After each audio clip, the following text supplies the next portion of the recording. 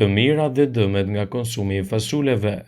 Fasulet konsiderohen si një ushqim i shëndetshëm dhe janë të pasura me shumë vitamina, por ato kanë edhe disa efekte jo të këndshme. Ndërdopit e fasuleve janë përmbajtje e lartë e kurit, kaliumit, fibrave, proteinës, vitaminës B dhe elementëve të tjerë ushqyes. Gjithashtu fasulet kanë në veti të mira kundër radikaleve të lira për shkak të kimikateve që përmbajnë, të cilat luftojnë qelizat e dëmshme. Ndër të tjerat parandalojnë problemet e zemrës, ulin kolesterolin dhe ndihmojnë humbjen e peshës për shkak se ngopin dhe nuk shëndoshin.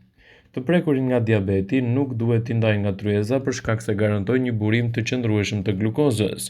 Por krahas dobive, fasulet kanë efekte të pakëndshme si gazrat, rritjet e presionit të gjakut dhe stimulojnë shkaktimin e migrenës.